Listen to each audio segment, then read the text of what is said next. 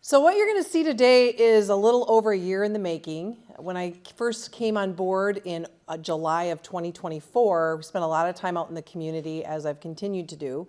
And about 2 weeks into that journey, we met with our construction and architecture firm to just look at the facilities update, because the board had asked me to look under the hood of the district.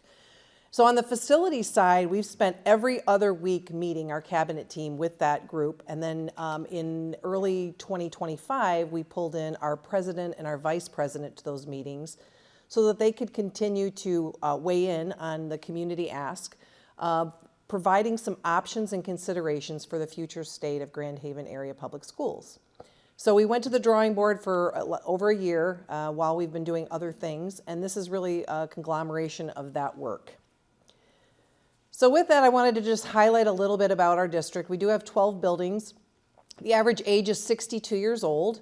I want to remind people that when they talk to me about the new high school, that it's almost 30 years old and we need a $4 million roof. Yeah. So we are a 100 square mile district. We have lost about 1,000 students in the last 10 years. There's lots of reasons for that. Some of that, birth rates are down. In fact, we just got some data from our neighboring districts today that everyone's down, enrollment. Birth rates are down in the county. We've had students during COVID leave for private school options. We've had students be homeschooled. There's people that have left the area due to the housing challenges. All kinds of reasons. We do have some data that we looked at this past year. Where are students going?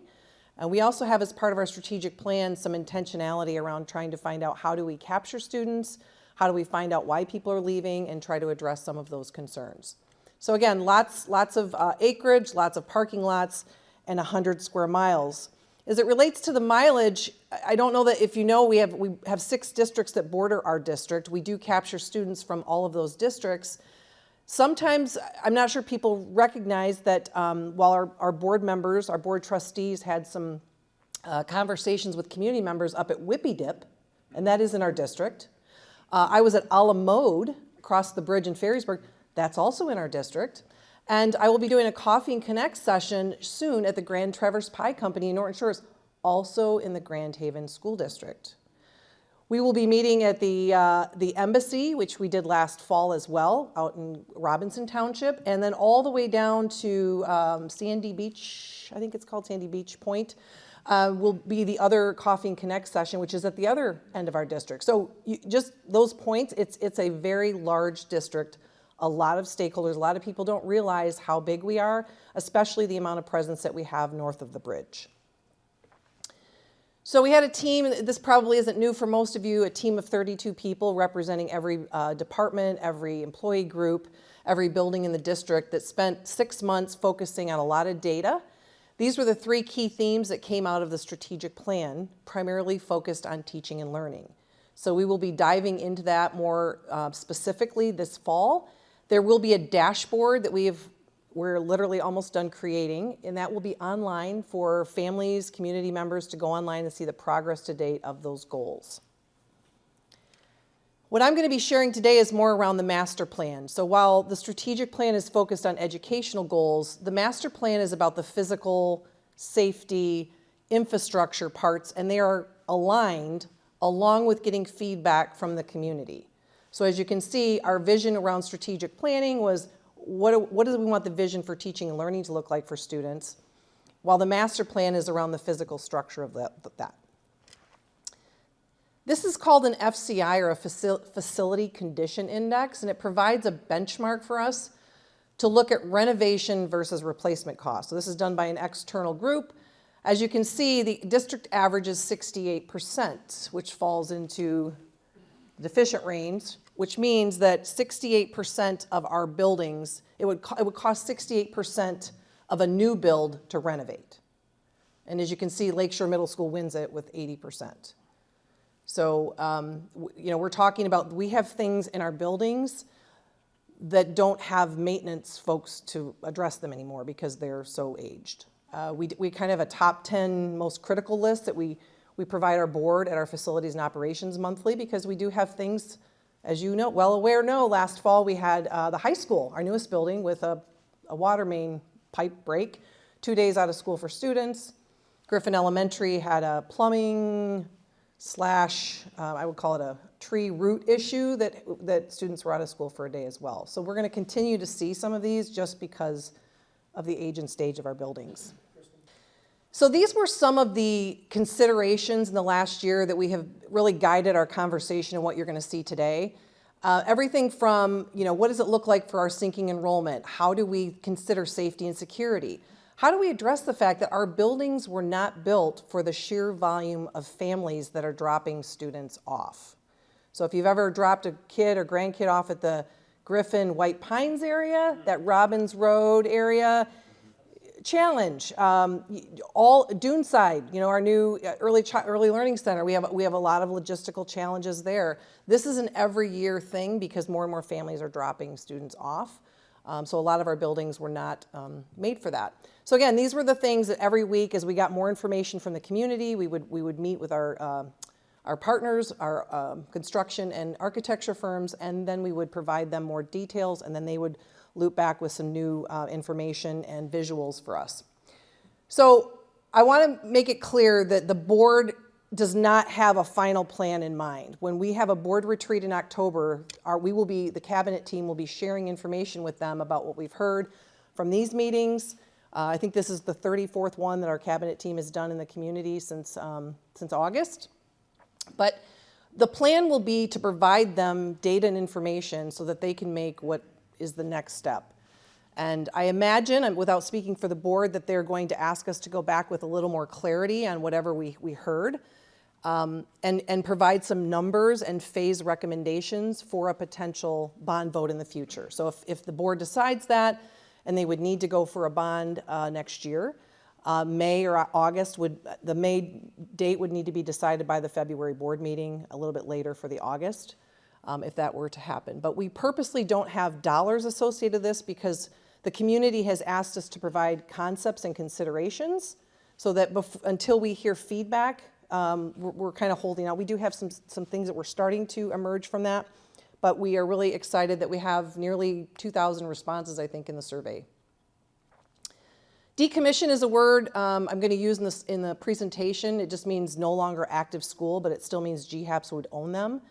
And again, I'm not speaking for the board, but I don't think the general sense is that we would be selling property. However, in the early presentations, I don't think the community is going to support decommissioned buildings, if I'm being honest, just since we've been doing these presentations. When I talk about the term heavy renovation, so elementaries and other buildings being heavily renovated, these are the kinds of things that would involve a lot of just entry improvements for safety and security, technology, electrical, heating, air conditioning, all those things would need to be upgraded. And that's just, so when you hear heavy renovation, those are the kinds of things we would be doing. So before I do that, I wanted to share that what we're sharing today is actually a revision from the first few presentations. We had 3 concepts in our original presentation to the board in July. And in early community reports, people said, can you give us more considerations instead of picking an A, B, or C? Because I like this portion of A, this portion of B, and this portion of C. So we've done high school, middle school, and elementary considerations for people to give us support on whether I'd be generally supportive of that or oppose. And so that's what we've done. We only had 93 responses in the first survey. We renovated it, revised it, put it back out, and we have, I think, close to 2,000 at this point. So the first consideration is high school. Our alternative high school, Central High School in town, currently has 40 students. They share that building with 0 to 5 space. So we have Head Start in there. As you know, 0 to 5 programming in our community is difficult. We had 2 daycare centers closed down after we made the announcement of Duneside Discovery Center, which, by the way, is full with a waiting list of 4-year-olds. So we would look to open up and expand 0 to 3 programming at Central. We would have a wing of the high school where our Central students would have their own wing. This would address students who are part of my superintendent advisory council who said, we don't get fresh meals at lunch, they're carted in from another building. Or we don't get to participate in an extracurricular activity at school because of transportation issues. So in that response, it would address that. It would create a separate wing for them at the high school. For those that don't know, our high school is built for about 2,000 students, and by the 28-29 school year, we're looking at around 1,400 with just our Our incoming kindergarten class is around 300, and I think our senior class is at 450, so quite a significant drop. We would also, regardless of moving them there or not, as part of a strategic plan, be adding some innovative programming and classroom options, potentially the trades, artificial intelligence. One of our recent chamber events had the CEO, I believe, of SHAPE, who announced that they were going to be doubling in size in the next 5 years internationally with a heavy footprint in manufacturing here with the use of artificial intelligence. So we were like, is there an opportunity that we can consider to help our kids understand the earning potential and career opportunities right here in our own community? Even writing prayers. Yes, right. So what could that look like to offer that right here in our own building district? The other option could be that we would leave central at that site where they are now or in another location. It does limit our accessibility for like operational efficiency around 0 to 3 because we have only so many, they can't cross essentially for licensing. So 0 to 3 is in one part of the building, high school's in another part of the building, and so it makes it very difficult for us to expand with them being in the same building. We would still look for opportunities to continue to think about AI and other work-based potentially for our alternative high school students. Part of the challenge here is that our Ottawa County ISD has a 500 student waiting list for the Career Line Tech Center in the county. So I think we have an opportunity at the high school in particular that we're going to have space, and could we leverage some of that with some business and community partnerships that address community needs while aligning our high school students with some future ideas for future careers and just learning about what's available to them. The middle school consideration, the first one would be combining Lakeshore Middle School and White Pines into a 5-8 building. So this picture here, the top portion of that shows White Pines, the bottom portion shows Griffin, and the service center is where we have our bus garage, our staff, technology, et cetera, in that section. What this does, it responds to a community ask about less transitions. Some people feel like we have too many transitions for kids, K4, 5, 6, 7, 8, 9, 12. But this would really combine, it would be a renovation to White Pines. Griffin would be demoed, not decommissioned, demoed, gone. And then this would hopefully then be able to allow us to build a connected center. So it could look like something like this. Just again, this is not the concept, this is just to show. But there would be middle spaces in the center, and then so White Pines at the top, middle spaces in the center, and then a 7-8 wing here with Griffin gone. What it also does is it addresses the traffic issues and builds a separate entrance off of Beech Tree to kind of help with traffic flow. So that addresses the Griffin challenges. The ESC would potentially move somewhere else. Some people said if we don't utilize Lakeshore, could it be utilized at Lakeshore? Could Central go to Lakeshore? Could that be an innovation hub? So there's all kinds of things that have come out of these presentations, even since we've put these together. The other option for middle school is to build a new 7-8 middle school at its current site. And just for context, this is 36 acres at White Pines. At Lakeshore, it's 19. So we have a lot less space in town.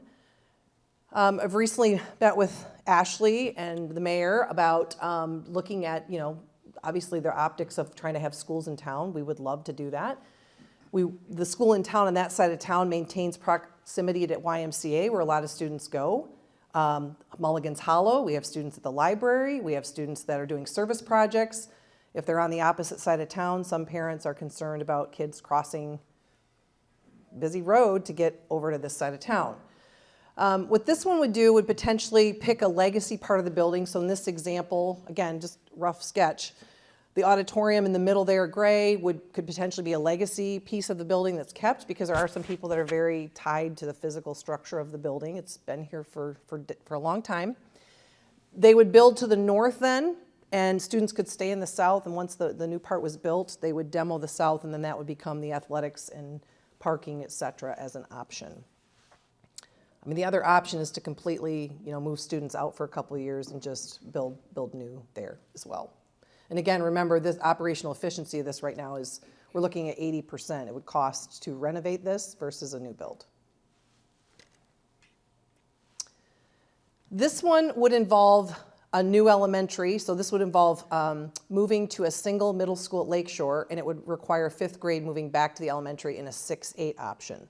So again, right now, middle school 7-8, and I'll talk about, under this model, White Pines and Griffin would be utilized for renovation, and there would be a larger elementary at that site.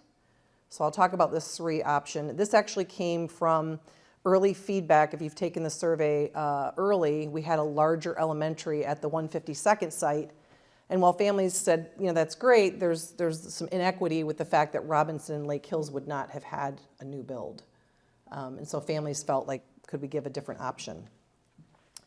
So the elementary options, there's 3. This would be a 4 elementary district with heavy renovations. It would involve decommissioning Griffin and Ferry, which is not desired because they're both in-town schools. They're walkable schools, and so we would need to do some redistricting.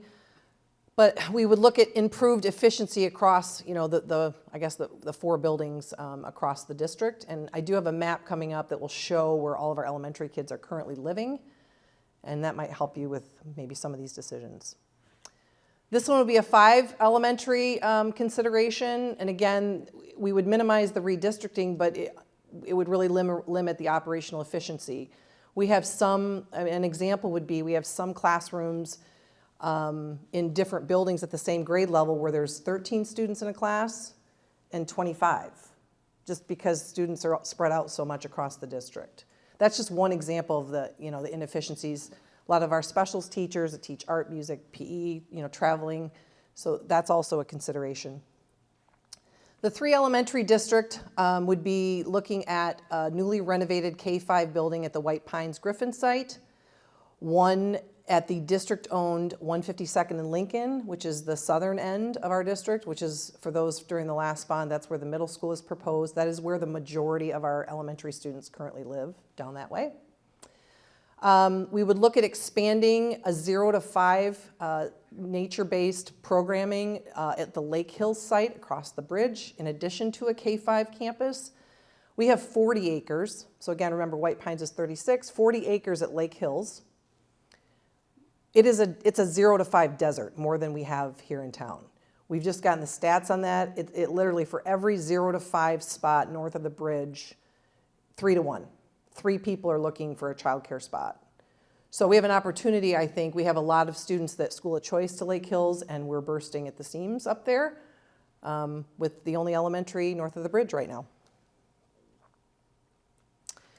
For those that wanted to know a little bit more about the 152nd and Lincoln Street, right now that is 82.4 acres. So again, Lake Hills is about 40, this is about 82. We have about 50% that is buildable, and then there would need to be some other wetland and soil test in order to build beyond that space if we chose to build at that property. This just shows our district. So the black line indicates where our district lines are. The red are the most heavily populated elementary age students.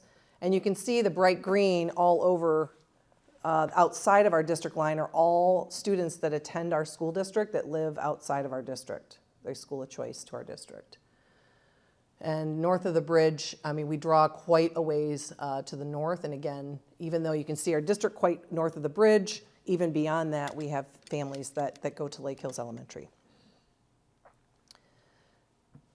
So these are kind of the 3 concepts or 3 considerations. I imagine that when we present to the board in October, it will be a consideration of multiple parts of different parts of these or even new ideas. We'll share the results of the survey, so it's really important that we have a lot of community feedback, and we would really appreciate if you could take some time to fill out our survey at ghaps.org/masterplan. Remember, this is a 10 to 15 year look at our district. There's no way we can address all of this in a bond.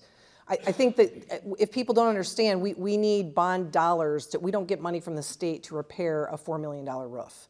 I mean, we have a proactive maintenance plan, and our department does, an operations department does an amazing job trying to keep up with what they can.